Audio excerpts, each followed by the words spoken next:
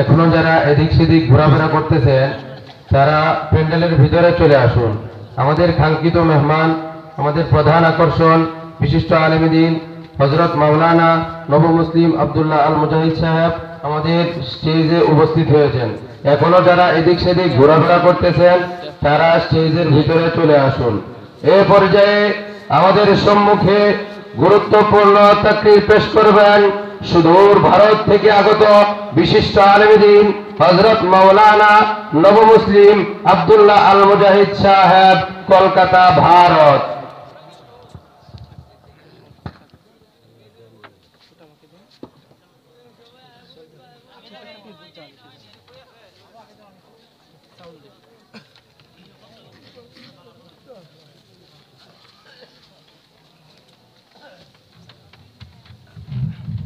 Hello, sound ভাসবে, ঠিক আছে? Reverb বাড়ান। হ্যালো, ইকো কমানো, ইকো ঠিক আছে, সাউন্ড বাড়ান, বেস বাড়ান। যারা পিছনে দাঁড়িয়ে আছেন কষ্ট করে বসে পড়বেন, ঠিক আছে?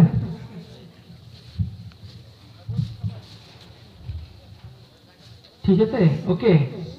Hello, sound clear? শুনতে পাচ্ছেন তো? সাউন্ড ধরবেন না, হ্যাঁ? চলে যাবেন না, বসেন, এখানে বসেন, যাবেন না। আসসালামু আলাইকুম ওয়া রাহমাতুল্লাহি ওয়া বারাকাতুহু। কেমন আছেন সবাই? আলহামদুলিল্লাহ। সমস্ত কাজের প্রশংসা হবে কার জন্য? খাওয়ার সময় আল্লাহর নামে, তাই না? ঘুমানোর সময়, চলতে ফিরতে, ঘুম থেকে উঠে, ভাত খাওয়ার সময়, পানি খাওয়ার সময়, বিড়ি খাওয়ার সময়, বিড়ি খাওয়ার সময় আল্লাহ না। কোনো খারাপ কাজের শুরুতে আল্লাহর নাম নেওয়া যাবে? যাবে না। আর আল্লাহর নাম নিয়ে খারাপ কাজ শুরু করলে সেটা ভালো হবে? সেটা ফলাফল কি ভালো হবে? যারা সিগারেট খান, পানের সাথে জর্দার পরিমাণটা বেশি খান, গুল খান, এগুলো খাওয়া বন্ধ করুন। কারণ এর দ্বারা আমাদের শরীর অনেক ক্ষতি হয়, তাই না? আর এই শরীরটা কার জন্য? কার আমানত? আল্লাহ তাআলা আমানত। বেসিক্যালি ভারত, পাকিস্তান আর বাংলাদেশ, তিন দেশে আমি 3 টাইমে বয়ান করি। এরপর আমাকে আর মোমবাতি দিয়েও খুঁজে পাবেন না, ফেব্রুয়ারি পরে আর আমি দাওয়াত রাখি না বাংলাদেশে। এই 3 দেশে বর্তমানে যে সমস্যাটা বেশি করে দেখা দিচ্ছে সেই সমস্যা নিয়েই কথা বলি। এমন একটা সাবজেক্ট নিয়ে কথা বলি যাতে আমি হয় ক্রস ফায়ারের শিকার হব, না হয় গুমের শিকার হব, না হয় খুনের শিকার হব। কিন্তু আমি বিশ্বাস করি খয়রিহি ওয়া শাররিহি মিনাল্লাহি তাআলা, ভালো আর মন্দ কার পক্ষ থেকে হয়? এছাড়া মানুষের কিছু করার ক্ষমতা আছে নাকি? আপনি জেল জুলুমের ভয়ে যদি হক কথাগুলো না বলেন, হক কথা বললে আপনার জেল হতে পারে, এই ভয়ে আপনি হক কথাগুলো বললেন না, দুর্নীতির বিরুদ্ধে কথা বললেন না, সমাজে বেদাতের বিরুদ্ধে কথা বললেন না, কুফরি শিরকের বিরুদ্ধে কথা বললেন না। কেন? আপনাকে হয়তো জেলে ঢোকাতে পারে, কিন্তু আপনার তাকদীরে যদি জেল লেখা থাকে তবে 70 হাত মাটির নিচে গেলেও সেই জেল আপনার হবেই, ঠিক কিনা? মিথ্যা মামলায় জেলে যাবেন। আর যদি কপালে জেল না থাকে, হুঙ্কার ছেড়ে বাতিলের চোখে চোখ রেখে কথা বললেও আপনার জেল হবে। তাহলে আল্লাহ তাআলা যে বললেন ভালো আর মন্দের সবকিছু তার পক্ষ থেকে হয়, এটা কি সত্য না? বলেন, বিশ্বাস করেন না? এটা কি বিশ্বাস করার নামই কি? ঈমান। আজকের সুন্দর রজনীতে আমি বেসিক্যালি যে কথাগুলো বলি, প্রথমে ঈমান নিয়ে কিছু কথা বলবো, তারপর আমল নিয়ে, তারপর ইসলামী হুকুমত নিয়ে, তারপর জিহাদ নিয়ে, এই 4টা। সমাজে যে চারটা জিনিস খুব জরুরি, আগে ঈমান ঠিক করতে হবে, তারপর আমল, তারপরে ইসলামী হুকুমত, ইসলামী রাষ্ট্র প্রয়োজন। তার ইসলামী রাষ্ট্র প্রয়োজন, রাষ্ট্র করতে হলে কি দরকার? জিহাদ দরকার, ঠিক না? জিহাদ মানে তলোয়ার নিয়ে মারো কাটো খুন করো, এটা ওটা তো কেতাল। কেতাল মানে কি? যুদ্ধ। জিহাদ মানে কি? যুদ্ধ। জিহাদের আবিধানিক অর্থ হলো যে কোনো একটা কিছুকে প্রতিষ্ঠা করার জন্য লাগাতার চেষ্টা করা, বারবার চেষ্টা করে যাওয়া। তো সেই আদম থেকে শুরু করে এই শেষ জামানার নবী হযরত মুহাম্মদ সাল্লাল্লাহু আলাইহি ওয়াসাল্লাম এবং তার উম্মতেরাও একটা কাজ মানে ইসলাম প্রতিষ্ঠা করার জন্য বারবার চেষ্টা করছে কিনা বলেন? এটাই হচ্ছে জিহাদ। আর যুদ্ধ, যেটা ইংলিশে বলা হয় ওয়ার, আর আরবিতে বলা হয় কেতাল। কি বলা হয় বাবা? হ্যাঁ। সুতরাং জিহাদ মানেই যুদ্ধ না, জিহাদ মানে কোনো একটা কিছুকে প্রতিষ্ঠা করার জন্য বারবার চেষ্টা করা, এটার নামই জিহাদ। এইসব নিয়ে কথা বলবো ইনশাআল্লাহ। আর অবশেষে আমার মর্মান্তিক জীবন কাহিনীর কিছু বলবো, যেটা আপনারা অনেকেই আমাকে রিকোয়েস্ট করেছেন আমার ঘরে গিয়ে। এটা শোনার জন্য তো বেশি মানুষ আগ্রহী নাকি? সাউন্ডে কথা বলতে কষ্ট হচ্ছে, বুক শুকায় আসতেছে। হ্যাঁ, পানি আনেন, একটু উষ্ণ পানি আনেন। দ্বিতীয় যে বিষয়টা বাবা, আমি 18 বছর পর্যন্ত কাফিরদের হাতে নির্যাতিত হয়েছি। সুবহানাল্লাহ হবে না? 18 বছর পর্যন্ত নির্যাতন করে ওরা যখন আমাকে হিন্দু বানাতে পারে নাই, অবশেষে আমাকে কুফরি বান মারছে। ওই সাউন্ড বক্সটা আমাকে ফিরিয়ে দেন। কুফরি বান মারার কারণে কি হলো? আমার বেঁচে থাকাটা অনেক দুর্বিষহ হয়ে দাঁড়িয়েছে। হ্যাঁ, তো এটা নিয়ে কথা বলবো ইনশাআল্লাহ। শেষ পর্যন্ত থাকবেন ইনশাআল্লাহ। ঠিক ছোটবেলায় যখন নাকি পড়াশোনা শুরু করছিলাম, তখনই ওরা কুফরি বান মারছে, যার ফলে ছাত্র বয়স থেকেই আমার জীবনে এক ভয়ঙ্কর কালো অধ্যায় নেমে এসেছে। কত যে মর্মান্তিক আমার জীবন কাহিনীটা, এটা না শুনলে হয়তো বিশ্বাস করবেন না। আল্লাহ যেন এমন পরীক্ষা কাউকে না নেয়। আমিন, জোরে বলেন আমিন। ততটুকু পরীক্ষা নেওয়ার জন্য আল্লাহর কাছে অনুরোধ করছি যতটুকু আমাদের ক্ষমতা আছে। আমার ক্ষেত্রে এটা কেন হলো, কেন এত কিছু সহ্য করেও আমি এখনো মুসলমান হয়ে বেঁচে আছি? কারণ আমি আল্লাহর প্রেমে পড়ে গিয়েছিলাম, আল্লাহকে ভালোবেসে ফেলছিলাম, যার কারণে তাকে ছাইরে আর যাইতে পারিনি। না হলে ছেড়ে চলে যেতাম। 2 বার চলেও গেছিলাম। পুজো করার আগ মুহূর্তে মনে পড়লো, আরে আমি তো আল্লাহকে ভালোবাসি। তা যে যাকে যত বেশি ভালোবাসে সে তাকে তত বেশি আঘাত দেয়, পরীক্ষা করে। আল্লাহ আমাকে পরীক্ষা নিচ্ছে, কতখানি পরীক্ষা তুমি নিতে পারো আর কতখানি আঘাত আমি সহ্য করতে পারি। এটা একটা পরীক্ষা আমি নিজেই দিয়েছি। আজকে এই সুন্দর রজনীতে আমি এক মাওলার সাথে, একজন মাওলার সাথে জমিনের ছোট এক 10 বছরের বাচ্চার প্রেমের কাহিনী বলবো, শুনবেন তো ইনশাআল্লাহ? আশা করি তার প্রেমে আপনারা নিজেরাও পড়ে যাবেন। বিশেষ করে যুবক ভাই যারা আছেন তাদেরকে লক্ষ্য করে আজকে কথাগুলো বলবো। থাকবেন তো শেষ পর্যন্ত ইনশাআল্লাহ? বলেছিলাম কুফরি বান মারার কারণে কথা বলতে কষ্ট হয়, উচ্চারণে কষ্ট হয়। একটু ভুল ত্রুটি হয়ে গেলে ক্ষমা করে দিবেন, ক্ষমা করবেন তো? ইন্নাল হামদালিল্লাহ আলহামদুলিল্লাহি নাহমাদুহু ওয়া নাস্তাঈনুহু ওয়া নাস্তাগফিরুহু ওয়া নু'মিনু বিহি ওয়া নাতাওয়াক্কালু আলাইহি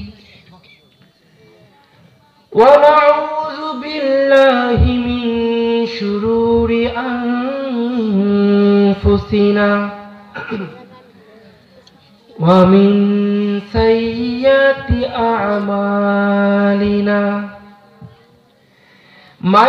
يهده الله فلا مضل له ومن يضلله فلا هادي له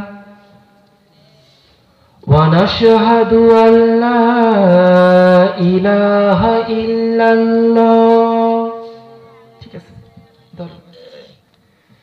وحده لا شريك له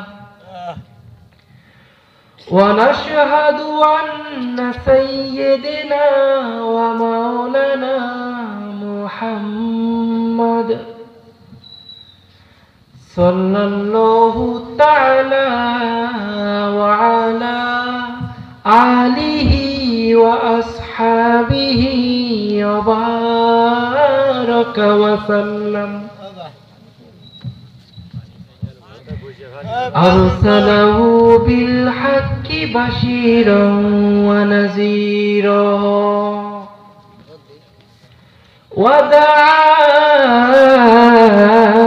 وداعيا إلى الله بإذنه وسراجا منيرا وقال الله تعالى في كلامه المجيد والفرقانه الحميد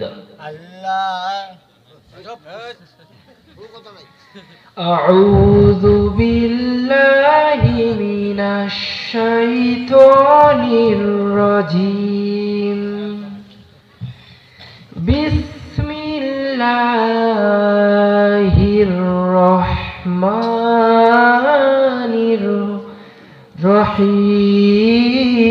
الرحيم يا أيها الذين آمنوا هل أدلكم على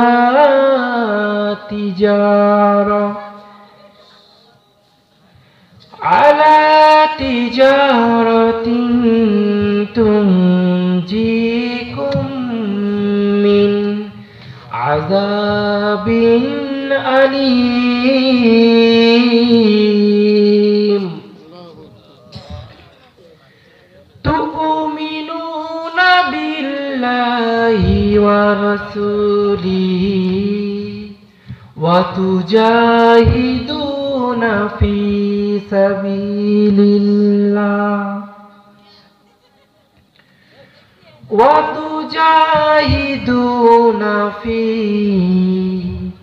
سبيل الله بأموالكم وأنفسكم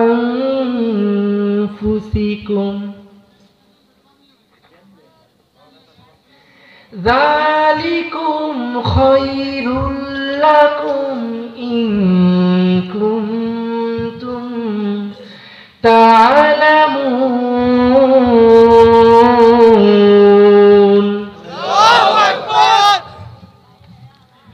صدق الله العظيم وصدق رسوله النبي الكريم ونحن على ذلك لمن الشاهدين والشاكرين والحمد لله رب العالمين إن الله وملائكته يصلون على النبي يا أيها الذين آمنوا صلوا عليه وسلموا تسليما اللهم جري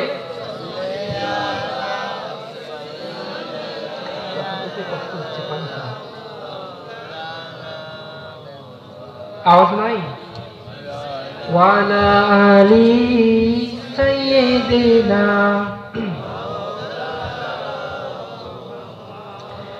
আল্লাহুম্মা সাল্লি আলা সাইয়্যিদিনা মাওলানা মুহাম্মদ ওয়া আলা আলি সাইয়্যিদিনা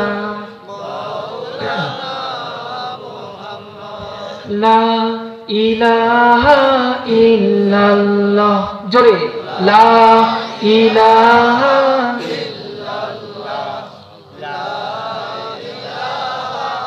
ইল্লাল্লাহ লা ইলাহা ইল্লাল্লাহ লা ইলাহা ইল্লাল্লাহ মুহাম্মাদুর রাসূলুল্লাহ সাল্লাল্লাহু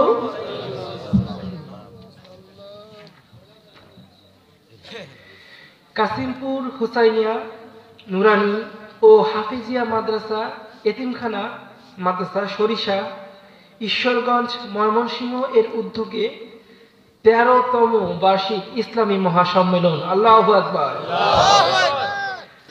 আজ 10 জানুয়ারি 2025 বাদ আসর হইতে স্থান মাদ্রাসা প্রাঙ্গণ সভাপতি আলহাজ হযরত মাওলানা মতিউর রহমান সাহেব দামাত বারকাতুহু আলিয়া আল্লাহ তাআলা তাকে কবুল করুন তার নেক হায়াত বাড়িয়ে দিন প্রধান আকর্ষণ আমার নাম উল্লেখ করা হয়েছে আমার নাম বলার মতো কোনো যোগ্যতা আমার নাই তাই আমি বললাম না প্রধান বক্তা পীরে কামেল আলহাজ হযরত মাওলানা মুফতি কামাল হোসেন সাহেব দামাত বারকাতুহু আলিয়া আল্লাহ তাকে কবুল করুন প্রধান অতিথি প্রকৌশলী আলহাজ জনাব লুৎফুল্লাহের মাজেদ বাবু ময়মনসিংহ উত্তর জেলা বিএনপি আমন্ত্রিত উলামায়ে কিরাম হযরত মাওলানা মুফতি আব্দুল মান্নান ফরিদি সাহেব হযরত মাওলানা মাহমুদুল হাসান তৌকি সাহেব হযরত মাওলানা রুহুল আমিন সাহেব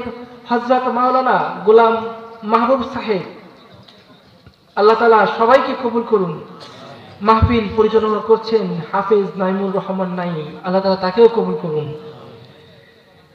সার্বিক সহযোগিতায় অত্র এলাকাবাসী আরজ গুজার মোহাম্মদ রফিক আহমদ খোকন হাফেজ আল আমিন আল্লাহ তাআলা সবাইকে কবুল করুন আব্দুর রশিদ সাহেব সভাপতি অত্র এতিমখানা সৌজন্যে হাফেজ সালমান ফার্সি ভালুক বের নাকি ভালুক হবে কোনটা ভালুক বের আচ্ছা আল্লাহ তাআলা সবাইকে কবুল করুন বলেন আমিন জোরে বলেন না আমিন কেমন আছেন আপনারা সত্যি কি ভালো আছেন আমার তো মনে হয় ভালো নেই কারণ ভারতের মতো শত্রু যার পাশে তারা ভালো থাকতে পারে দীর্ঘ 16 বছর ধরে এই দেশের মানুষ ভারতের গোলামি করেছে ঠিক কিনা আওয়াজ নাই কণ্ঠে চলে যাব কিন্তু সময় এসেছে এইবার ভারতকে তার উচিত জবাব দিতে হবে ঠিক কিনা মুসলমান এই দেশের মুসলমানরা ভাইসে আসে নাই এই দেশের মুসলমানরা কচুরি পাওয়ার মতো ভাইসে আসে নাই এই দেশের জমিন মুসলমানদের মসজিদ মাদ্রাসা মুসলমানদের সুতরাং ভারত আজকে বাংলাদেশকে কিনে নিতে চায় মুসলমানের কাছ থেকে ওরা মনে করছে বাংলাদেশের মুসলমানরা হাতে চুরি পরে বসে আছে তাই নাকি যুবক এইবার ভারতকে তার দাঁত ভাঙা জবাব দিতে হবে দেখিয়ে দিতে হবে এই দেশের মুসলমান ঘুমিয়ে নেই ঠিক কিনা ওরা চায় বাংলার মাটিতে বাংলার জমিনে বাংলাদেশের মুসলমানদেরকে কবর দিতে ঠিক কিনা আমরা তাদেরকে হুঙ্কার ছেড়ে বলছি যদি আমাদেরকে আমাদের জমিনেই কবর দিতে আসো তবে আমরা কবরে যাওয়ার আগে তোমার চিতায় আগুন ধরায় দেব ঠিক কিনা এই দেশের মাটি মুসলমানের আর না হয় কারো না ঠিক কিনা জীবন থাকতেও ভারতের হাতে এক চুল পরিমাণ জমিন ছেড়ে দেব না মনে থাকবে তো মুসলমান? এই ভারতের গুরুত্ব কতখানি জানেন ইসলামে? জানেন ইসলামে এই ভারতের গুরুত্ব কতখানি? এখন জানবেন ইনশাআল্লাহ। আপনি একটু আস্তে কথা বলেন। না ঠিক আছে, আলহামদুলিল্লাহ, আল্লাহ তাকে সুস্থ করে দিন। জোরে বলেন আমিন। ভারতের বর্তমান যিনি সরকার, তার নাম যেন কি? নরেন্দ্র নরেন্দ্র মোদীর প্রথম অক্ষর ন আর মোদীর ম, দুটো একসঙ্গে হইলে কি হয়? নমো। কি হয়? তাহলে ভারত চালাচ্ছে কে? নমো, ঠিক কিনা? এই ভারতের নরেন্দ্র মোদীর রাজনীতির সিস্টেমটা কেমন জানেন? শুনবেন। ভারতের রাজনীতির সিস্টেমটা হচ্ছে অনেকটা বাংলাদেশের মতো, কিন্তু ভারতের নরেন্দ্র মোদী আমাদের দেশের প্রধানমন্ত্রী। সে শুধুমাত্র প্রধানমন্ত্রী হয়েই তার স্বাদ মেটে নাই, এখন তার ইচ্ছা সে ভগবান হবে। সে কি হবে? সে নিজেকে ভগবান দাবি করে ফেলেছে অলরেডি। সে কি নিজেকে ভগবান দাবি করেছে। বেসিক্যালি নরেন্দ্র মোদীর 4টা গ্রুপ আছে, হিডেন গ্রুপ। এই নরেন্দ্র মোদীর 4টা গ্রুপ মুসলমানদেরকে হত্যা করার জন্য কাজ করে। নাউজুবিল্লাহ কইলেন না? শুনবেন নাকি 4টা গ্রুপ কারা কারা? এই 4টা গ্রুপের প্রথম গ্রুপ, ওই দেশে যারা হিন্দু আছে তাদের মগজে এটা ঢুকায় দেয় যে শত শত বছর ধরে মুসলমানরা হিন্দুদের উপর অত্যাচার করতেছে। বলেন নাউজুবিল্লাহ। দ্বিতীয় গ্রুপ, যখন নাকি প্রথম গ্রুপের এই কান ভাঙ্গানি শুনে, এই ব্রেন ওয়াশ শুনে হিন্দুরা মনে মনে অনুতপ্ত হয়, কষ্ট পেতে শুরু করে। কি সত্যি কি ভারতের মুসলমানদের হাতে আমরা শত শত বছর ধরে গোলামি করে আসতেছি? আসলে সম্পূর্ণ মিথ্যা। আসলে কি মুসলমানরা কখনো কাউকে গোলাম বানায় রাখে? রাখে? যেসব দেশের ক্ষমতায় মুসলমান সরকার থাকে, ওই সব দেশের হিন্দু খ্রিস্টান বৌদ্ধরা থাকে মায়ের কোলে শিশুর মতো, ঠিক কিনা? এখন যদি এই দেশে কিছু হিন্দু নিজের ঘরে নিজে আগুন লাগাই দিয়ে মুসলমানের দোষ দেয়, দোষটা কি মুসলমান নাকি ওই হিন্দুদেরকে? বাংলাদেশেও ঠিক একই অবস্থা। বাংলাদেশে শত শত বছর ধরে হিন্দু মুসলমান একসাথে বাস করছে, তাই না? কিন্তু এখন কি এমন হয়ে গেল, এই দেশের বেশ কিছু হিন্দু ওই দেশে গিয়ে, ভারতে গিয়ে নালিশ করতেছে বাংলাদেশের হিন্দুরা নাকি নির্যাতিত। নাউজুবিল্লাহ কইলেন না? এখানে আপনারা যারা আছেন, কখনো কি কোনো হিন্দুর মূর্তি ভাঙছেন? ভাঙছেন নাকি? কোন হিন্দুর ঘরে আগুন দিছেন? তা সত্ত্বেও কিছু কিছু হিন্দু বলে মুসলমানরা নাকি তাদেরকে ধ্বংস করতেছে, তাদের মন্দির ভেঙে দিচ্ছে। আসলে তা নয়। এইগুলো তারাই করতেছে যারা হিন্দু আর মুসলমানের মধ্যে গ্যাঞ্জাম বাঁধাইতে চায়, ঠিক কিনা? নরেন্দ্র মোদীর প্রথম গ্রুপ, এরা চেষ্টা করে ভারতের হিন্দুদের মধ্যে একটা বিভ্রান্তি সৃষ্টি করে দেবে। তারা ভারতের কাছে গিয়ে বলবে, হিন্দুদের কাছে গিয়ে বলবে, এই ভারতে শত শত বছর ধরে মুসলমানরা হুকুমত করেছে, আর মুসলমানরা যখন শাসন ক্ষমতায় ছিল ঠিক তখন থেকে হিন্দুদেরকে মারছে, কাটছে, আর গুম করছে, হত্যা করছে, নির্যাতন করছে। এরকম মিথ্যা কথা, বানোয়াট কথা বলে বলে হিন্দুদেরকে আস্তে আস্তে ব্যথিত করে তোলে। কি করে বাবা? ব্যথিত হয়ে যায় হিন্দুরা। এইবার কাজ করে সেকেন্ড গ্রুপ। কারা কাজ করে? Second group. সেকেন্ড গ্রুপ এসে বলে, শুধুমাত্র তোমাদেরকে গোলাম বানায় রাখে নাই, বরং তোমাদেরকে নানাভাবে অত্যাচার করেছে। তোমাদের মধ্য থেকে মেয়েদেরকে তুলে নিয়ে গিয়েছে, হিন্দুদের মন্দির ভেঙে দিয়েছে, হিন্দুদের মন্দিরগুলোকে মসজিদ বানাইছে, ঠিক কিনা? এরকম মিথ্যা মিথ্যা কথা বলে দ্বিতীয় যে গ্রুপ আছে এরা এসে হিন্দুদেরকে রাগায় তোলে। কি করে?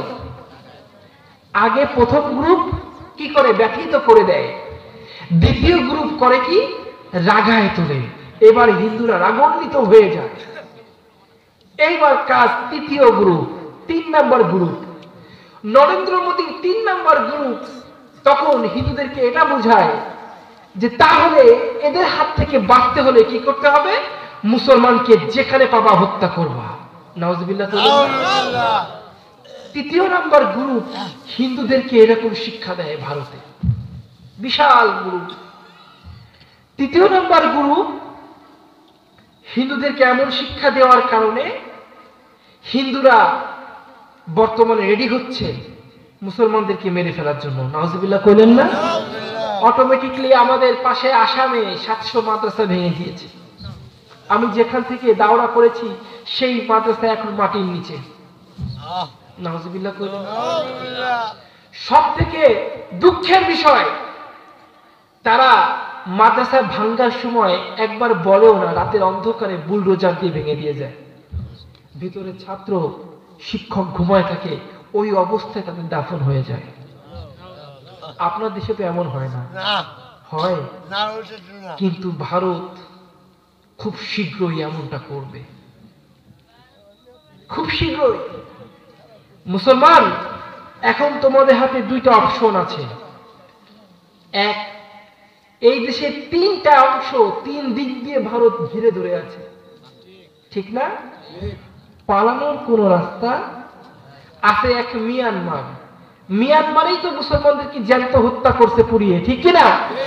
তাহলে পালায় যাবা কোথায়? হ্যাঁ, বঙ্গোপসাগরে গিয়ে ঝাঁপ দিয়া লাগবে।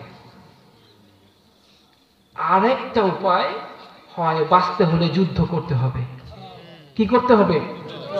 বাঁচতে হলে যুদ্ধ করতে হবে। এই যুদ্ধ নিয়ে আজ কথা বলবো। শুনতে রাজি আছেন? শুনতে রাজি আছেন? আমার কথা বলতে কষ্ট হচ্ছে, অনেক দূর থেকে আসছি।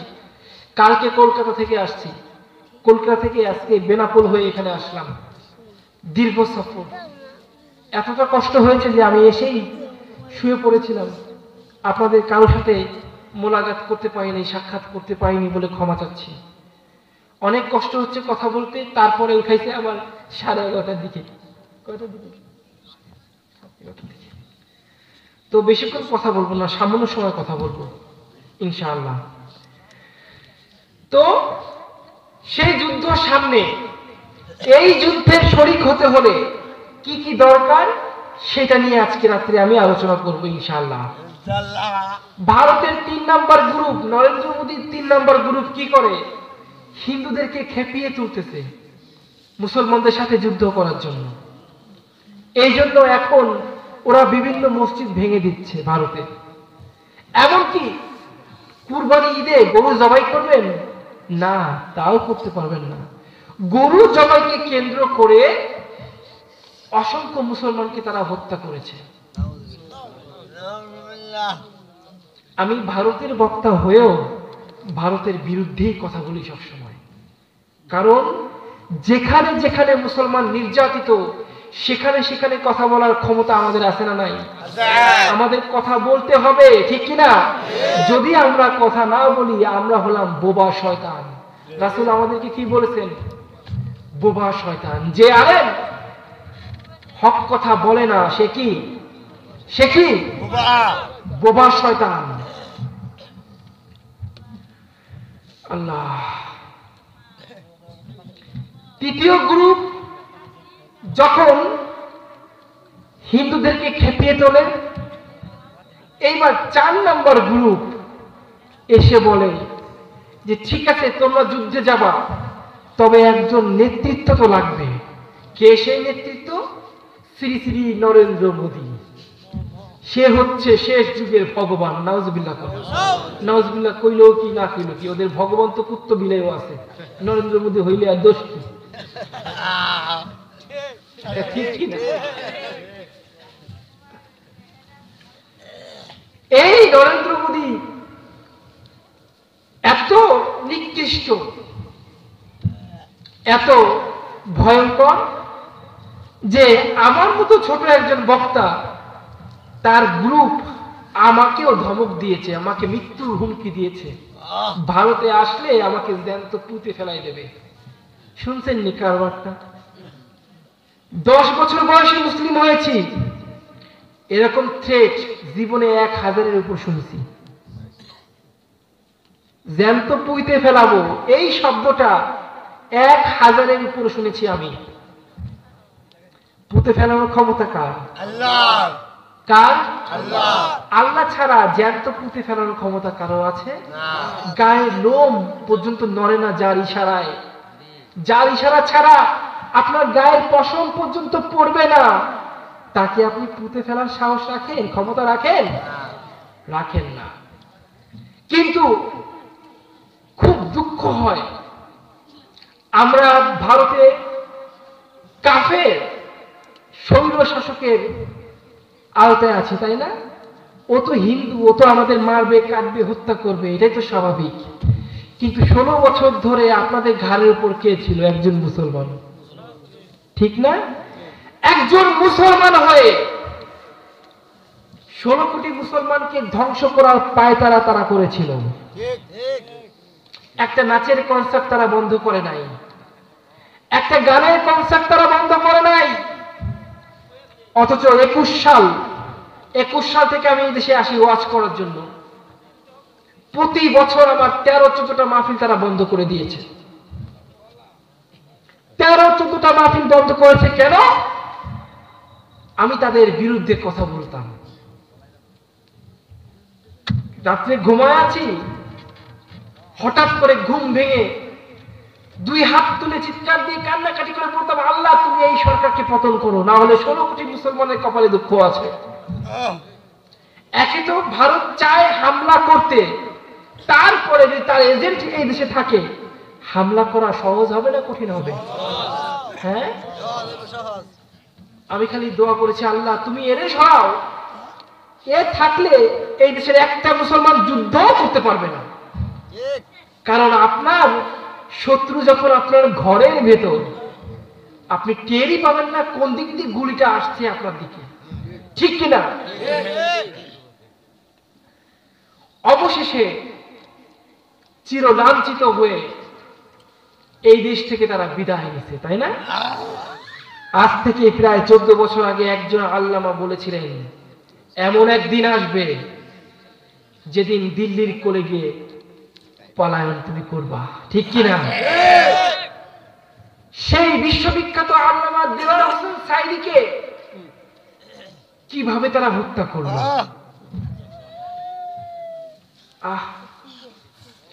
কোরআনের পাখি আজ দিয়ে গেল ফাঁকি, ফিরে আর আসবে না যতবার ডাকি, ঠিক কিনা?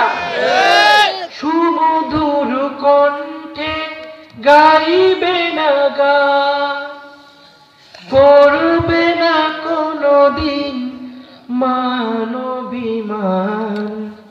কোরআনের পাখি আজ দিয়ে গেল ফাঁকি, ফিরে আর আসবে না যতবার ডাকি।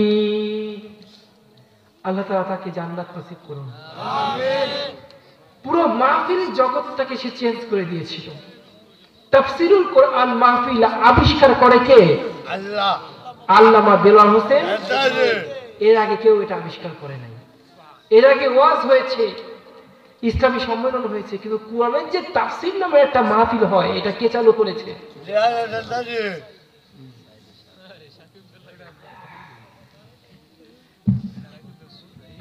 ভাইরা আমার, 4 নম্বর হিডেন গ্রুপ নরেন্দ্র মোদীর বাহিনী রেডি করছে ওই দেশের হিন্দুদেরকে মুসলমানদের উপর ঝাঁপিয়ে পড়ার জন্য ট্রেনিং দিচ্ছে তাদেরকে।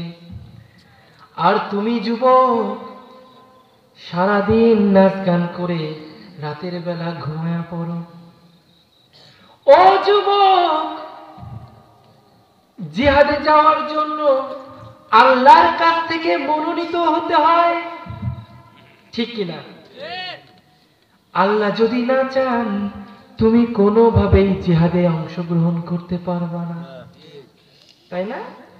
আর জিহাদে যারা অংশগ্রহণ করে এরা হচ্ছে মুজাহিদ। এরা কি? আর একজন মুজাহিদ যখন শহীদ হয়, সেই শহীদি মৃত্যু, এই শহীদি মৃত্যুর যে মানে কতখানি মূল্যায়ন আল্লাহর কাছে, যা শুনলে আপনি অবাক হয়ে যাবেন। এক নাম্বার, শহীদি মৃত্যু হইলে সেই মৃত্যু যন্ত্রণা আপনার হবে হবে না? হবে বলেন? হবে না। মনে হবে একটা পিঁপড়ায় যেন আপনার কামড় দিয়েছে, ঠিক না? আল্লাহ, শহীদি মৃত্যু হলে আর কি কি মানে মূল্যায়ন হবে আপনাদের সাথে আজকের এই সুন্দর রজনীতে, তাও বলবো। অনেক রাত হয়ে গিয়েছে, অনেক সংক্ষিপ্ত করে দিব। আমারও কথা বলতে অনেক কষ্ট হচ্ছে, মুখ থেকে সাউন্ড বেরই হচ্ছে না। আল্লাহ তাআলা আমাদের কবুল করুন, বলেন আমিন। আর শেষ অংশে কিছুটা জীবন কাহিনী বলবো, শুনবেন তো ইনশাআল্লাহ?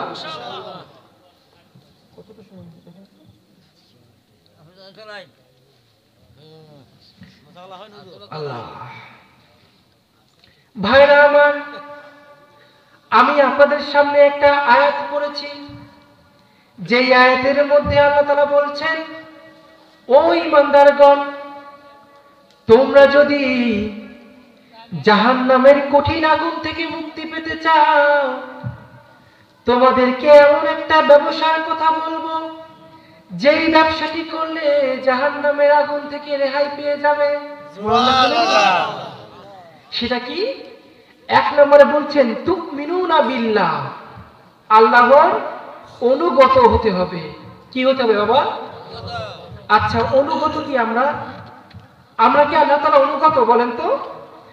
পাশের বাড়ির হিন্দু ভাইয়ের দিকে তাকান।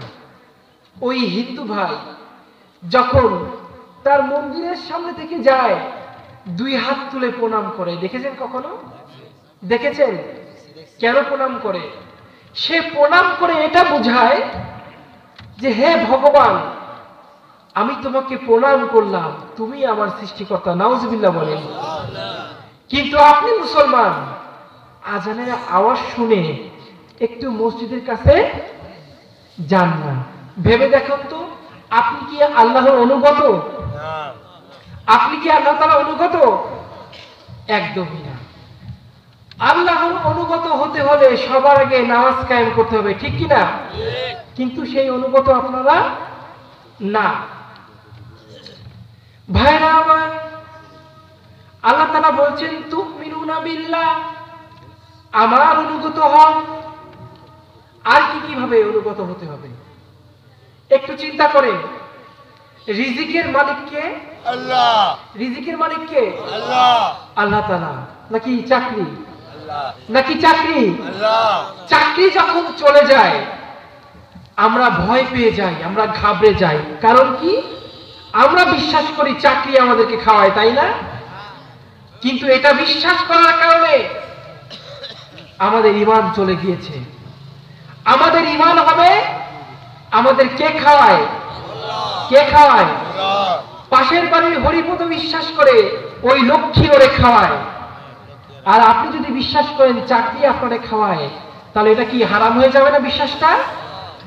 আচ্ছা, এইভাবে আল্লাহর অনুগত হতে হবে। ছোটবেলায় আমি যখন 10 বছর ছিলাম, আমি কিন্তু আল্লাহর অনুগত হয়েছিলাম। কিভাবে শুনবেন? শোনেন, এবার সেই মর্মান্তিক কাহিনী শোনেন।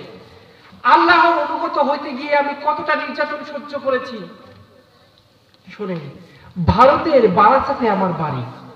আমি হিন্দু ব্রাহ্মণের সন্তান। কার সন্তান বাবা? প্রায় 5 থেকে 7 লক্ষ মানুষ আমাদের আন্ডারে ছিল। আমার বয়স যখন মাত্র 5 বছর, আমার মা মারা গেল। কে মারা গেল? চোখের সামনে গায়ে আগুন ধরিয়ে জ্যান্ত আগুনে পুড়ে মারা গিয়েছিল। এরপরে আমার বয়স যখন 10 বছর, তখন আমার ঠাকুরমা মারা গেল। কে মারা গেল বাবা? ঠাকুরমা, দাদি। এইখান থেকেই কাহিনী শুরু। দেখেন কতটা মর্মান্তিক কাহিনী। আল্লাহ, ঠাকুরমা যখন মারা যায়, আপনাদের শুনতে খারাপ লাগতেছে? কলকাতার ভাষা তো, কলকাতায় কিন্তু কোনো সুর টুর চলে না। কলকাতায় সুর চলে না, ভারতে কিন্তু সুর চলে না। ভারতের কথাবার্তাই এমন কাটছা, ঠিক কিনা? এই জন্য সুর দিব ইনশাল্লাহ, কিন্তু বলছিলাম যে কথা বলতে কষ্ট হচ্ছে, একটু শুনুন। মর্মান্তিক জীবন কাহিনী শুনলে অটোমেটিক চোখ থেকে পানি চলে আসবে। আমার সুর দেওয়ার কোনোই প্রয়োজন হবে না। কি হলো, আমার ঠাকুরমা যখন মারা যায়, দেখবেন হিন্দুরা কাঁধে খাটিয়া নিয়ে চিতায় আগুনে যায় পোড়াইতে। আগুনে পোড়াইতে যায় না? আমি আমার পরিবারের সাথে ওই চিতার আগুনে পোড়াইতে গেলাম। এটা ঢেকে রাখেন। চিতায় আগুনে কেমনে পোড়াই কেউ দেখছেন? কে কে দেখছেন হাত তোলেন তো। কত নিষ্ঠুর, তাই না? নিজের সন্তান হাতে বাঁশ নিয়ে দাঁড়ায় থাকে, লাশে যখন আগুন ধরায় দেয়, কিছুক্ষণ পর ওই লাশটা কি করে? মুড়ায় ওঠে। আর নিজের সন্তান তখন বাঁশ দিয়ে দিয়ে কি করে?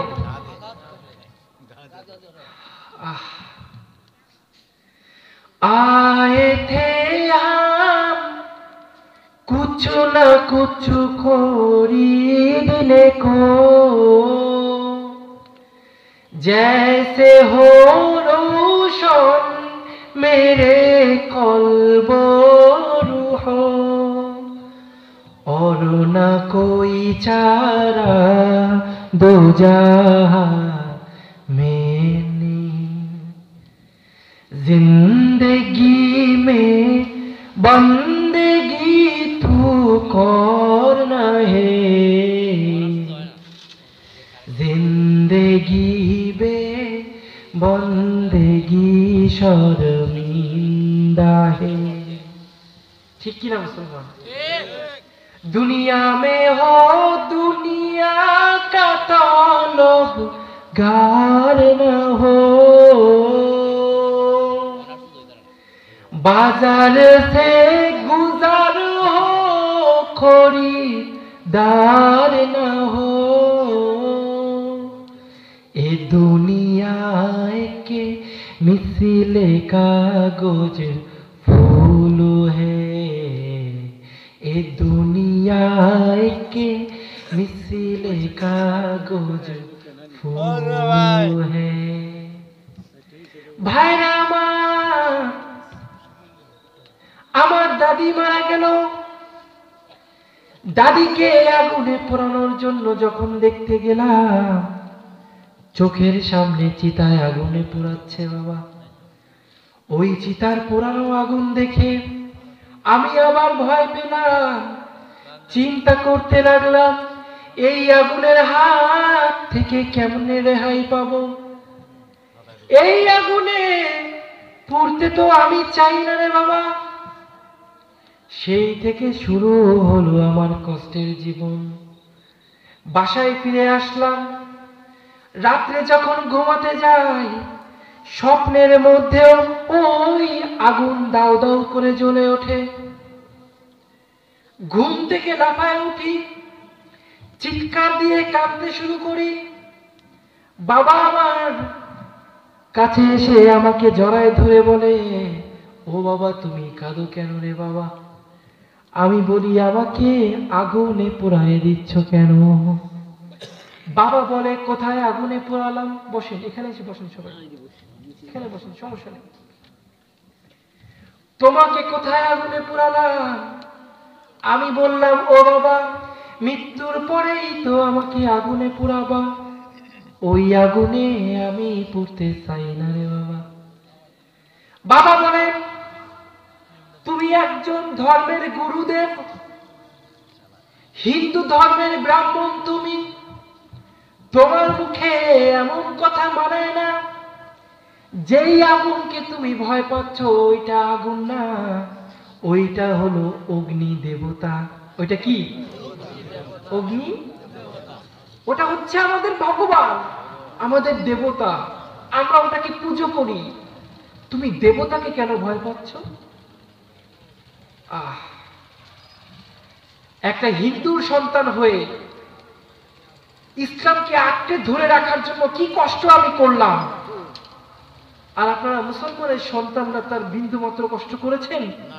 করেছেন? তবুও নামাজের কাছে যান না, তবুও নামাজের কাছে যান না।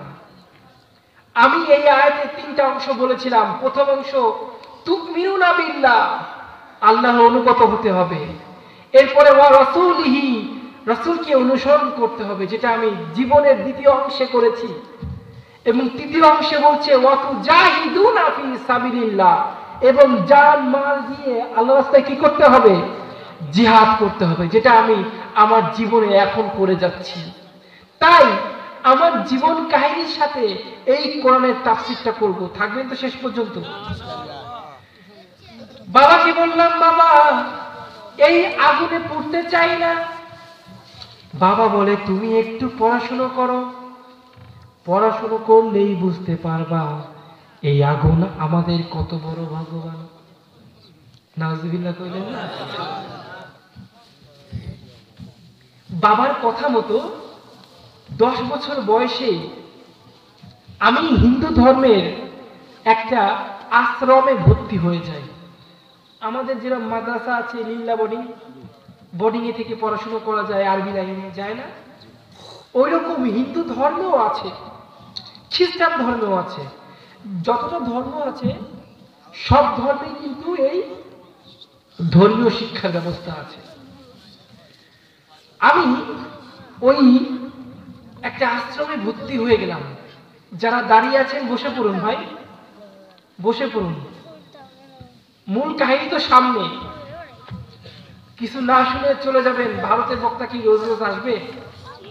রোজ রোজ পাবেন? চলে গেলে কিন্তু আমার জীবন কাহিনীটা মিস করবেন। আর আমি কিন্তু এক জায়গায় দ্বিতীয়বার মাহফিলে আসি না। এই যে আমাকে আনছেন না, আর জীবনে কোনোদিন লক্ষ কোটি টাকা দিয়েও আর আনতে পারবেন না, পাশে অন্য কোথাও আনতে পারবেন, এইখানে আন না। এক জায়গায় একবার মাহফিল করি, আর কখনো সেখানে মাহফিল করি। এটা হচ্ছে আমার সিস্টেম। তাই এই যে আনতেন, আর কোনোদিন আনতে পারবেন না।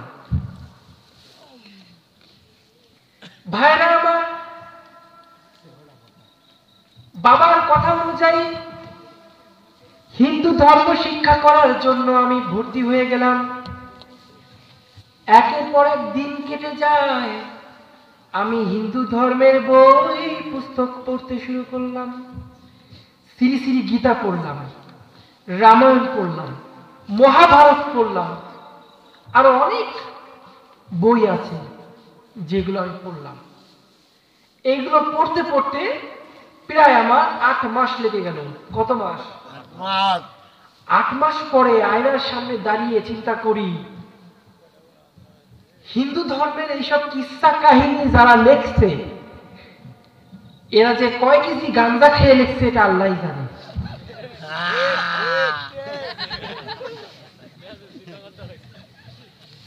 ছোট ছোট 2-1 চুপলা গাঁজা খেলে এতটা টাল মানুষ হয় না। আমার মনে হয় তামুক, গাঁজা, জর্দা, গুল, আফিন, তারি, ভুট্টা, মদ, জুয়ো, যতগুলো নেশাদ্রব্য আছে সবগুলো একসাথে করে আগে আলু ভর্তা বানাইছে, তারপরে চাবাইছে, খাওয়ার পরে যে টাল হইছে ওই টাল হয়ে হয়তো লিখছে। এত বিস্তৃত বিস্তৃত কাহিনী ওর ভিতর দেওয়া। উলঙ্গ উলঙ্গ দেবদেবীর ছবি দিয়া, নাউজুবিল্লাহ কইলেন না? এমন এমন কাহিনী আছে, বাবা তার মেয়েরে নাকি বিয়ে করছে, মামির সাথে প্রেম করছে কৃষ্ণ, আছে না নাই? কি উল্টো পাল্টা হাবিজুবি কাহিনী। একটা ধর্মের কাহিনী কি এমন হয়? এমন হয়? আল্লাহ আল্লাহ। এইবার আমি চিন্তা করলাম, যেহেতু আমি গুরুদেবের সন্তান, আমি তো এর কোনো উত্তর খুঁজে পাই নাই। এই আগুনের হাত থেকে বাঁচবো কিভাবে? তাই অন্য ধর্মের দিকে আমাকে ঝুঁকতে হবে। আমি একদিন বাবাকে প্রশ্ন করলাম, বাবা গরুর গোশ খাও না কেন? বাবা কয়, গরু হচ্ছে আমাকে মা। গরু কি? গরু কি? আপনারা জানলে অবাক হবেন, ভারতে গরুর দুধের কেজি হচ্ছে 35 টাকা, 35 রুপি। আপনাদের এখানে কত? 70 টাকা। আর গরুর মুতের কেজি হচ্ছে 150 টাকা। নাউজুবিল্লাহ কইলেন না? ওই গরুর মুত কি খায় বাবা? তেনা। কি খায়? ওই গরুর মুত, ওই মুত দিয়ে তারা কোল্ড ড্রিঙ্কস বানায়। নাউজুবিল্লাহ কইলেন না? ওই মুত দিয়ে ওরা ডাবের পানির সাথে মিশায়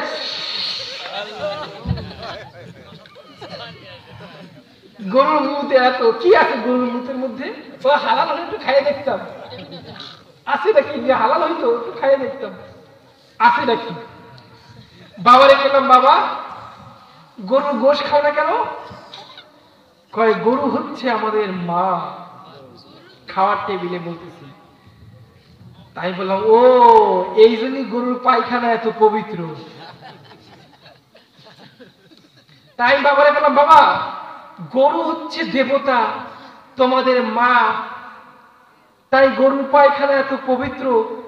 এখন গরুর গু দিয়ে তোমরা শ্যাম্পু বানাচ্ছ, গরুর গু দিয়ে সন্দেশ বানাচ্ছে ওরা, জানেন? গরুর পায়খানা দিয়ে ওরা এখন চপ বানায়, চপ। চিংড়ি মাছ দিয়ে কি সুন্দর গরুর পায়খানা দিয়ে চপ বানায়। শুধু তাই না, সাবানও তৈরি হয়। কি তৈরি হয়? আমি তো অবাক। এক হিন্দু লোক, তার মুখে গোটা গোটা এরকম বিসি বিসি উঠছে। তা আমি তো মুসলমান, আমি তো মাথায় পাগড়ি মাগড়ি পরে হেঁটে যাচ্ছি। তা 2 দিন আগে তার চেহারা খুবই সুন্দর ছিল। তা বললাম, দাদা এদিকে আসেন। ও নগেনদা, ও নগেনদা এদিকে আসো। কি হয়েছে? কয়, আমি করছি তোমার মুখে এরকম বিসি বিসি বইরে গেছে, ব্রণের চাষ টাস করো নাকি? ব্রণের চাষ করো? কয়, আর কইও না। তখন কেন, কি হয়েছে? কয়, আগে তো মুখে ফেস ওয়াশ মাখতাম, এখন ভগবানের দেওয়া ফেস ওয়াশ মাখি।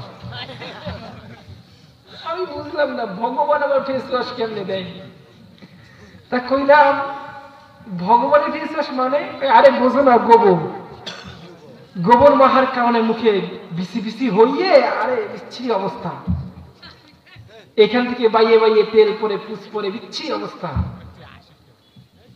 আমি বললাম, ঠিক আছে আপনি বেশি করে মাহো, শুধু ওই ফেস ওয়াশ না, ভগবানের নিচ থেকে টপটপ করে যে পানিটা পড়ে, ওইটা দিয়ে মুখটা ওয়াশ করে নিও পানির বদলে, মুখ আরো সুন্দর হয়ে যাবে।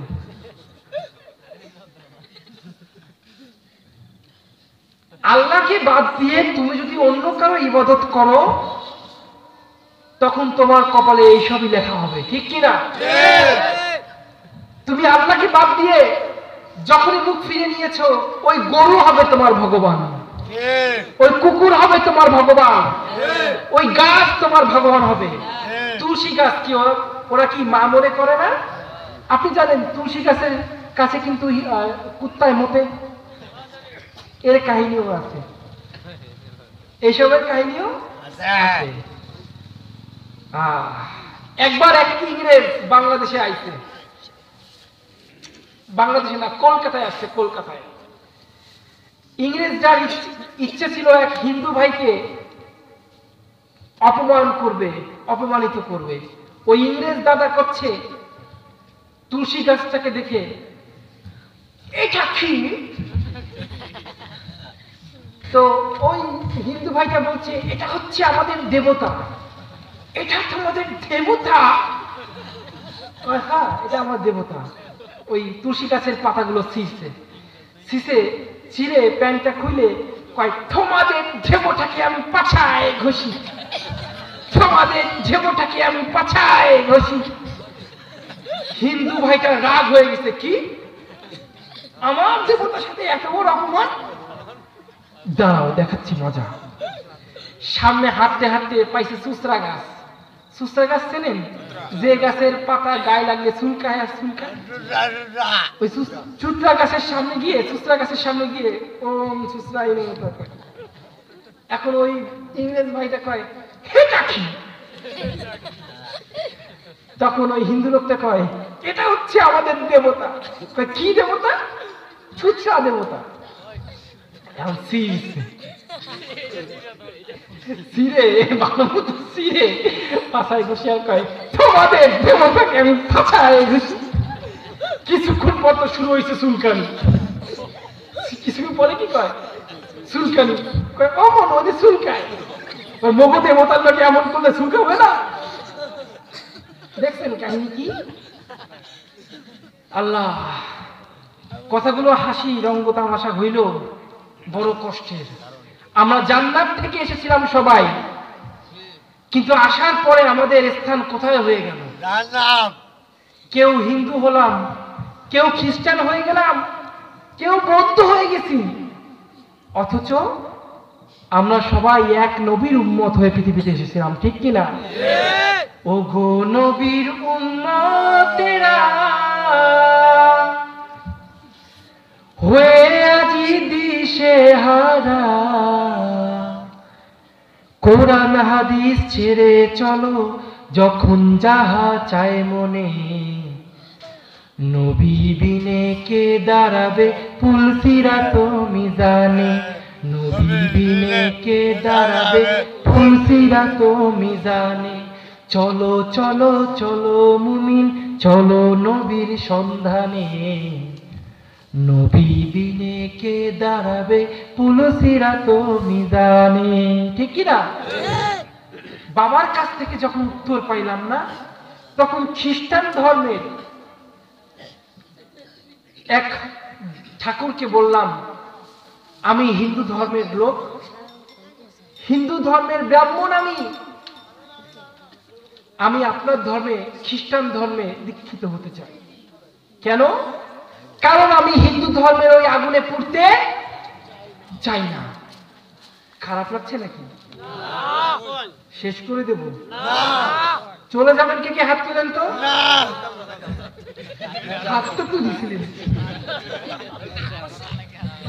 আমার কষ্টের কাহিনী একটু পরেই শুরু হয়ে যাবে। খ্রিস্টান ধর্ম নিয়ে পড়াশোনা করলাম। আল্লাহ, পড়াশোনা করার পরে এক পর্যায়ে দেখলাম ওই ধর্মেরও কোনো ভিত্তি ঠিক নাই। কারণ যিশু হচ্ছে খ্রিস্টান ধর্মের দেবতা, ঈশ্বরের পুত্র, নাউজুবিল্লাহ বলেন। সেই যিশুকে তারা হত্যা করে ফেলেছে, তাই না? তাহলে প্রশ্ন ওঠে, যদি আপনি সৃষ্টিকর্তার সন্তানকে হত্যা করতে পারেন, তার মানে সৃষ্টিকর্তাকেও আপনি হত্যা করতে পারবেন, ঠিক কিনা? সৃষ্টিকর্তা কি এমন? আল্লাহ তাআলা বলেন কুল হুয়াল্লাহু আহাদ, বলো আল্লাহ তাআলা এক। আল্লাহ কয়জন? এক। এই আয়াতের ভিতর আল্লাহ তাআলা বলছেন যে আল্লাহ তাআলা এক, আর ওরা আল্লাহকে মানে কিন্তু তিনজনকে মানে। নাউজুবিল্লাহ কইলেন না? এরকম অসংখ্য প্রশ্ন আমি তাদের কাছে করলাম, তারা উত্তর দিতে পারলো না। এইবার পাশের এক মসজিদে ছুটে গেলাম। মসজিদে গিয়ে বললাম, হুজুর আমি আপনার ধর্ম নিয়ে একটু পড়াশোনা করতে চাই, মানে ইসলাম ধর্ম নিয়ে পড়াশোনা করতে চাই। কেন? আমার কাছে হিন্দু ধর্ম ভালো লাগে না, আমি ওই ধর্মের আগুনে পুড়তে চাই না, ওই আগুনের হাত থেকে বাঁচতে চাই। আপনি আমাকে একটু পড়াশোনার ব্যবস্থা করে দিবেন? হুজুর রাজি হল। তখনও আমার 10 বছর কি 11 বছর বয়স, 11 বছর বয়স। হুজুর রাজি হয়ে আমাকে বলল অমুক দিন আমার সাথে দেখা করো। আমি বাড়ি থেকে সেদিন পলায়ন দিলাম। কি করলাম? পালায়ে গেলাম। ছোট মানুষ, শুধুমাত্র একটা প্যান্ট, হাফ প্যান্ট পরা ছিল আর একটা শার্ট পরা ছিল, স্কুলের শার্ট। আর কাছে টাকা ছিল মাত্র 10 টাকা, 10 রুপি। কি বাবা? এই দেশে টাকা, ওই দেশে কি রুপি। ওই টাকা নিয়ে আমি বাড়ি ছেড়ে পালিয়ে গেলাম। এই আমার জীবনের কাহিনী শুরু হয়ে গেল। ভাইরা আমার, আমি যখন হুজুরের সাথে দেখা করলাম, উনি আমাকে একটা মাদ্রাসায় ভর্তি করায় দিলেন। এইবার মাদ্রাসায় যখন ভর্তি হলাম, আল্লাহ, গায়ের লোম দাঁড়িয়ে যায় চিন্তা করলে। যে রাত্রি আমি মাদ্রাসায় ভর্তি হলাম, ওই রাত্রি আমি স্বপ্ন দেখলাম। আমার কিন্তু মুসলমান হওয়ার নিয়ত ছিল না। পড়াশোনা করব, বুঝবো, তারপরে মুসলমান হব। কিন্তু আল্লাহ তাআলার ইচ্ছা ছিল আগে তুই মুসলমান হ, তারপর পড়াশোনা কর। কারণ তোর পড়াশোনা করা অবস্থায় তোর কপালে এত নির্যাতন আমি আল্লাহ লিখে রেখেছি, যদি মুসলমান না হইস ওই সময় গিয়ে আর ঈমান আনতে পারবি না। আপনার আগামীতে কি হবে এটা কে জানে? আল্লাহ। তাই আমার আগামীতে কি হতো এটা আল্লাহ তাআলা জানতো না বলেন। এই জন্য উনি আগে আমাকে মুসলমান বানাইছেন, তারপরে মাদ্রাসায় ভর্তি করায়, পড়াশোনা করাইছে। ওই দিন ছিল শুক্রবার, মাদ্রাসা বন্ধ, পরের দিন ভর্তি হব। ওই দিন থাকলাম মাদ্রাসায়। রাতের বেলায় স্বপ্নে দেখি, না স্বপ্নের কথা বলবো না, বললেন স্বপ্নের কথা বলা যাবে না, আলেমরা মানা করছে। যাকে দেখছি তার কথা বলা যাবে না, বললে আমার ক্ষতি হবে। যা হোক, স্বপ্নে তিনি আমাকে কালেমা শরীফ পড়ালেন। কি পড়ালেন? আল্লাহ। আল্লাহ আল্লাহ। এইরকম একটা স্বপ্ন আমি যখন বাসায় ছিলাম, ওই যে মনে আছে চিতার আগুনে পুরা দেখে বাসায় আসলাম, ওই রাত্রে একটা স্বপ্ন দেখছিলাম, ওইটা বলি শুনবেন। ওই স্বপ্নটা ছিল গহীন জঙ্গল, আমি ছোট মানুষ, আমি সেই জঙ্গলে পথ হারিয়ে ফেলেছি। জঙ্গলে হাঁটতে হাঁটতে দূরে গিয়ে দেখি দাউ দাউ করে চিতা জ্বলছে, আর কিছু হিন্দু যুবক, হিন্দু ঠাকুর, ওরা মিলে ওই আগুনটাকে আরো জ্বালাচ্ছে। দূর থেকে আমি দেখতেছি ওই আগুনে কেউ একজন পুড়ছে। আমি আর একটু কাছে গেলাম, না ঠিক মতো দেখা যায় না। আমি আরো কাছে গিয়ে দেখি ওই আগুনে যে পুড়ছে সে হচ্ছে আমি।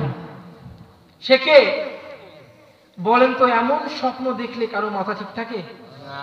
হ্যাঁ, আপনি জীবিত অবস্থায় স্বপ্নে দেখলেন চিতার আগুনে পুড়তেছেন, আপনার কি মাথা ঠিক থাকবে? না। এরপর থেকে আমি মূলত অনেকটা মানে ওই ধর্ম ছাড়বো কি করে এই চেষ্টা করতে থাকি। তো এই রাত্রেও মাদ্রাসা যেদিন পড়লাম, ওই দিনও আমি স্বপ্ন দেখলাম। স্বপ্নে একজন ব্যক্তি আসলেন, আমাকে বুকে জড়িয়ে ধরলেন, কপালে চুমু খেয়ে বললেন, তোমার নাম হচ্ছে আব্দুল্লাহ। আমার নাম কি বাবা? আব্দুল্লাহ। সেই থেকে আমার নাম আব্দুল্লাহ। মুসলমান হয়ে গেলাম। পরের দিন সকালে হুজুরকে বললাম, হুজুর ভর্তি হওয়ার আগে আমার একটা কথা আছে। কি কথা? আমি গতকাল রাত্রে এই স্বপ্ন দেখেছি। হুজুর আমাকে বুকে জড়িয়ে ধরে অনেকক্ষণ কাঁদলেন, তারপর উনি বিনা পয়সায় আমাকে ভর্তি করে নিলেন। সুবহানাল্লাহ কইলেন না? পড়াশোনা করছি, একদিকে ইবাদত আর একদিকে পড়াশোনা। এটা একটা মাদ্রাসা না? মাদ্রাসার ছাত্র ভাইয়েরা একটু খেয়াল করে শুনবা, এই মাদ্রাসা কিন্তু রাসূলের ঘর। কার ঘর? রাসূল। এই মাদ্রাসাকে সম্মান করলে কাকে সম্মান করা হবে? রাসূলকে। রাসূলকে। আর এই মাদ্রাসাকে অপমান করলে অপমান। তিনটা জিনিস কখনোই করবা না। এক নম্বরে মাদ্রাসাকে অপমান করবা না, মাদ্রাসার খেদমত করবা। সামনে ময়লা পড়ে আছে, এটা পরিষ্কার করে দিবা, এটা আমি করতাম। মাদ্রাসার খিদমত করতাম, মাদ্রাসার দরজা জানলা মুছে দিতাম, মাদ্রাসার পিলার ধরে চুমু খেতাম, কারণ ওই মাদ্রাসার পিলারেই আমি আমার রাসূলের জ্ঞান পেতাম। সুবহানাল্লাহ কইলেন না? দ্বিতীয় নাম্বার, যারা ছাত্র আছো তাদের জন্য কিতাবকে সম্মান করবা, কিতাবকে অপমান করা যাবে না। কিতাবকে বুকে চুমু দিবা, মুখে ধরে চুমু দিবা, বুকে জড়িয়ে ধরে আদর করবা, কিতাবকে সন্তানের মতো আদর করবা। দেখবা তোমার এলেম নাই তো কি হয়েছে, ওই কিতাবের দোয়ায় তুমি অনেক উপরে উঠে যাবা। সুবহানাল্লাহ। আমি আজকে উপরে উঠেছি এই মাদ্রাসার দোয়াতে আর কিতাবের দোয়াতে। আরো একটা আছে, ওস্তাদের খিদমত করতে হবে। এটা কওমি মাদ্রাসা না নাকি জামাত মাদ্রাসা নাকি এটা হাফেজিয়া মাদ্রাসা?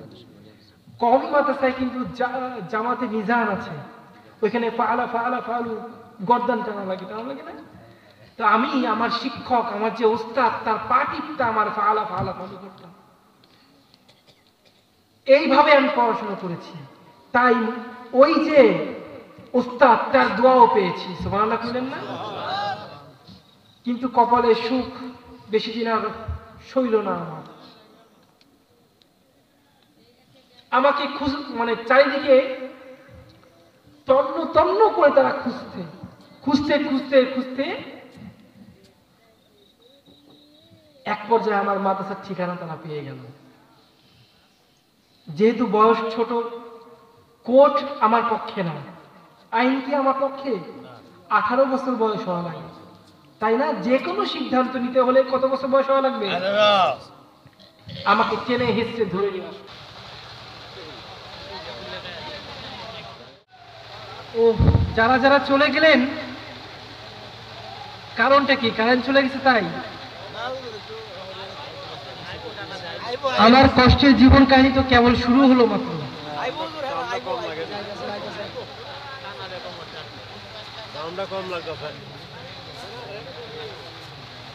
Hello, sound clear?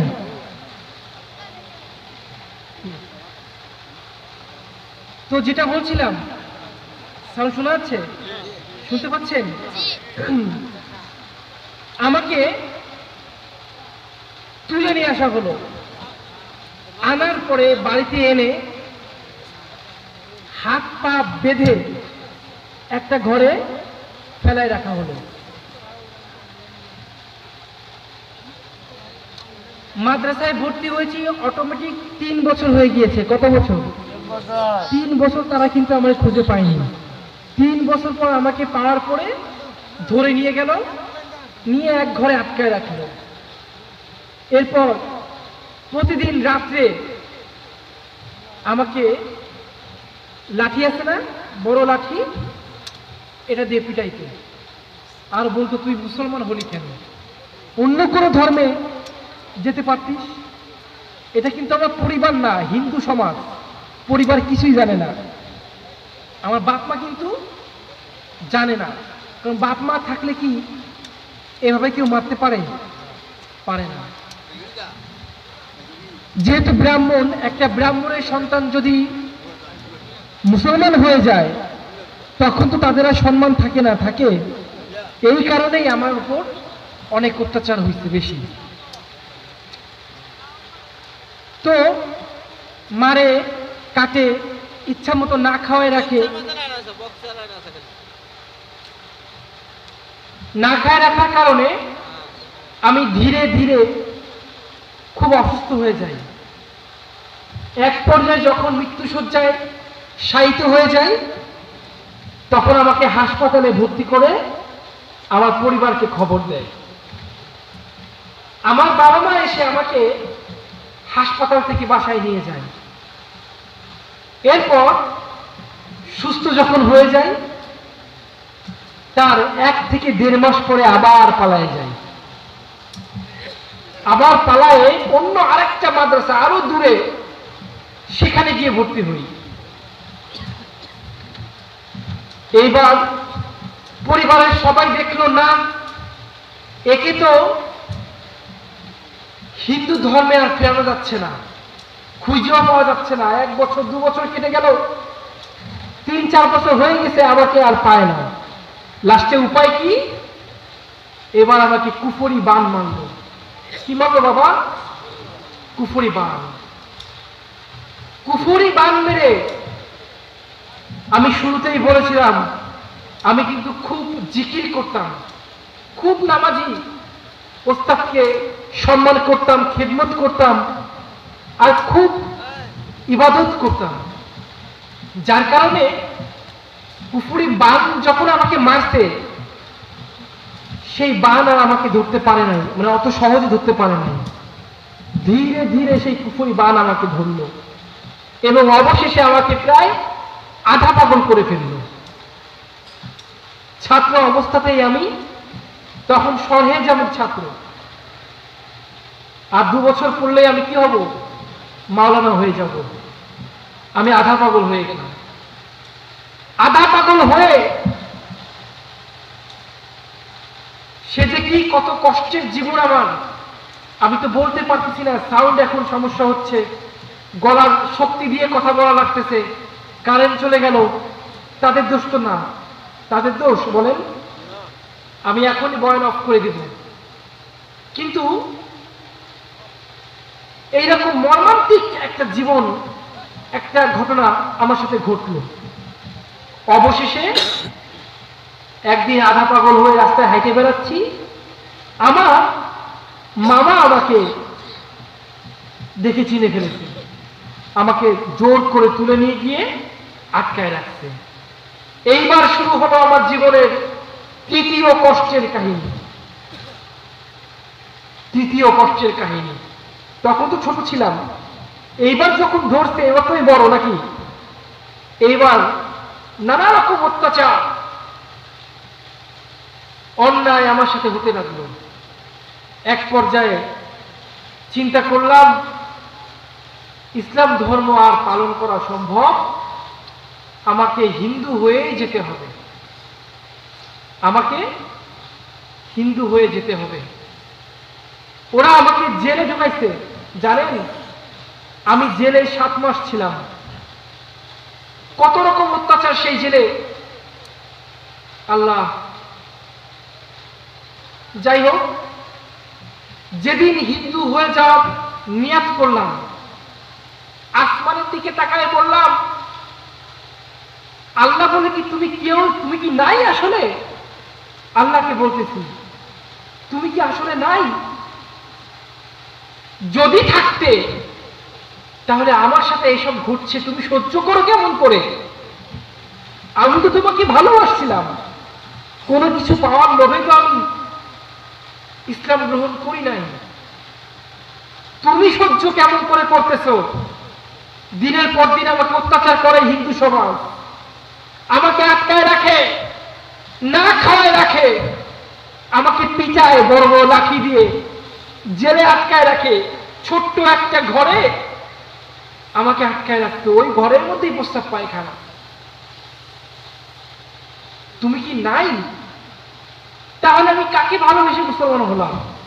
কাঁদতে কাঁদতে ঘুমায় গেলাম। পরের দিন আমি হিন্দু হয়ে যাব, এই ধর্ম আর পালন করব না। এইবার আল্লাহ তাআলা আমাকে আবার স্বপ্নে দেখালেন সেই মানুষটা, যে মানুষ আমাকে কালেমা শরীফ পড়াইছিল। এইবার সে আমাকে দেখলো আব্দুল্লাহ আল মুজাহিদ বলে। মুজাহিদ মানে জিহাদ করে আমি এখনো টিকে আছি। যারা জিহাদ করে তাদের কি বলা হয় বাবা? মুজাহিদ। তাই আমার নাম পরবর্তীতে রাখলাম আব্দুল্লাহ আল মুজাহিদ। এরপর সারা জীবনের জন্য পরিবারকে কোর্টে গেলাম। কোর্টে গিয়ে পরের দিন আমি হিন্দু হব এটা বললাম। বলে যখন আমাকে মন্দিরে নিয়ে যাওয়া হচ্ছিল, ওইখান থেকে দৌড় মেরে আমি জঙ্গলের মধ্যে পালায় গেলাম। ওই জঙ্গলে ছিলাম প্রায় 1 রাত 1 দিন। আশ্চর্যের বিষয়, অত বড় জঙ্গলে আমাকে একটা মশাও কামড় দেয়নি। একটা গাছের নিচে ঘুমাইছিলাম, কোনো পশু পাখি, কোনো ভয়ই ছিল না, সুন্দর একটা ঘুম হয়েছিল। মাঝখানে অনেক কথা আমি বলতে পারলাম না, অনেক অত্যাচার হয়েছে আমার সাথে, আমি বললাম না, আমি সংক্ষিপ্ত করে দিলাম। পরের দিন সকাল হওয়ার পরে আমি কোর্টে গেলাম, কোর্টে গিয়ে উকিল ধরে পিতামাতাকে ত্যায্য পিতামাতা করলাম, সয় সম্পত্তি সবকিছু থেকে ত্যায্য করে দিয়ে শেষবারের মতো ফাইনাল ইসলাম গ্রহণ করলাম। এবার হয় মরব, না হয় গাজী হয়ে বেঁচে থাকব, কিন্তু ইসলামকে আর আগে তো ছেড়ে যায়নি, আর এখন সম্ভব। এখন তো কোর্ট আমার পক্ষে, ঠিক কিনা? অত্যাচার এখনো চলে, এখনো নানা রকম ভাবে আঘাত দেয় আমাকে। দোয়া করবেন যেন জীবনের শেষ বিন্দু পর্যন্ত আল্লাহকে ভালোবেসে মৃত্যুবরণ করতে পারি, বলেন আমিন। যাই হোক, অনেক রাত হয়ে গিয়েছে। এত রাত্রে উঠাইলে লোক সাধারণত থাকে না, থাকে বলেন? উঠাইছে 11টার সময়, 11:30টায়। এত রাত্রে না উঠায় 10:30টায় উঠাইলে হাবি জমতো, ঠিক কিনা? যা হোক, অনেক কষ্ট করে শুনলেন আপনারা। নেক্সট টাইম যদি আবার আসি, আশেপাশে কোথাও ইনশাল্লাহ অবশ্যই জীবনের পূর্ণ কাহিনী শোনাবো। আমি খুবই অসুস্থ, আমার জন্য দোয়া করবেন। যতটুকু বলেছি আল্লাহ তাআলা আমাকে, তারপর সবাইকে তা পালন করার তৌফিক দান করবেন, আমিন। জোরে বলেন আমিন। একটা দাবি করছি, কেউ দোয়া না করে যাবেন না। আমি একজন মজলুম আলেম, আমার শেষ দাবিটা রাখুন, কেউ দোয়া না করে যাবেন না। আসুন দোয়া করে দেন, সাকিব দোয়া করে দেন, আসুন।